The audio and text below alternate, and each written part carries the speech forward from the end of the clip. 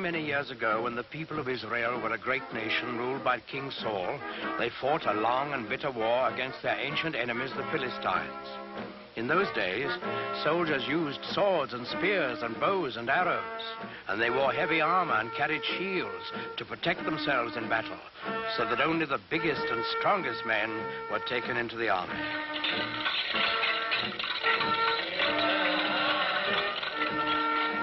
Well, in this war, the Israelites and the Philistines were pretty evenly matched. They fought many hard battles, and each side lost many men, but neither side could completely conquer the other. Then one day, while the Philistines were camped on one side of the great valley and the Israelites on the other, there came out of the camp of the Philistines a champion of their cause, a huge giant, taller and stronger and bigger than any man anyone had ever seen.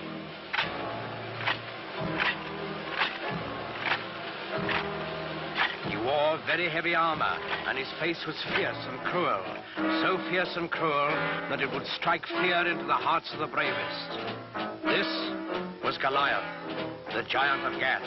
He strode to the center of the valley, faced the armies of Israel, and in a voice like thunder, he hurled this defiance at them. I am Goliath, the giant of Gath, and the Philistines have chosen me as their champion. You, soldiers of Israel, choose a man for you, and let him come down here and fight with me. If he kills me, we will be the servants of Israel. If I kill him, you will be slaves to the Philistines. I defy any man to accept my challenge.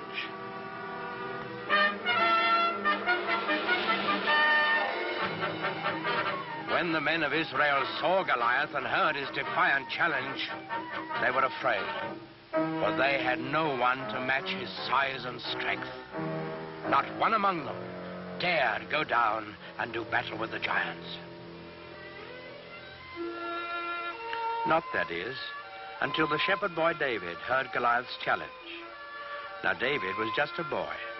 He knew nothing about swords and spears and fighting wars.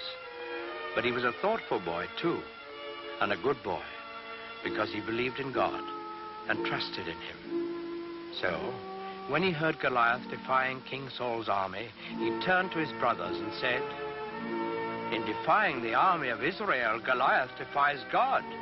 Is there no one here to go out and do battle against the enemy of the Lord?" David's brothers were first surprised and then angry at him. "Go back to your flocks and leave wars to fighting men." But David wouldn't be put off. "I will do it," he said. "Send word to King Saul. Tell him that I will go down into the valley and do battle with Goliath the giant." When the king saw how determined David was, he gave him his blessing and offered him his own royal armor and sword. But David wouldn't take them. He wasn't a soldier. Instead, he went to a nearby stream and selected 5 smooth stones. He put these in his shepherd's bag. He took his stick in his left hand, and in his right hand he held a slingshot. That's all. With both armies looking on, excited and expectant, David went down into the valley to meet Goliath.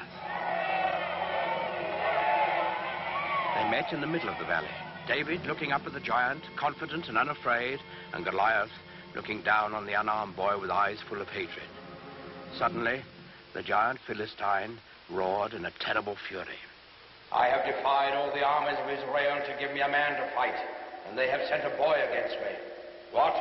Am I a dog that you come against me with a stick?"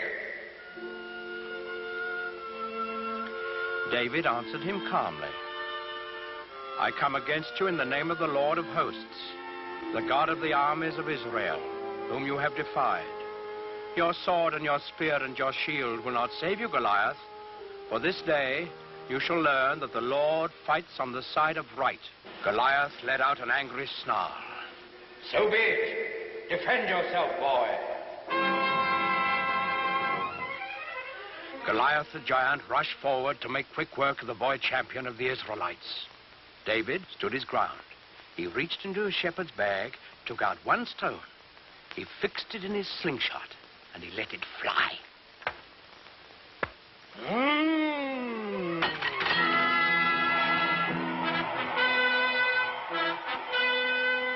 The giant was dead, and the simple shepherd boy, who trusted in God, had done what all of King Saul's army hadn't been able to do. David lifted his eyes to heaven, and he whispered a prayer.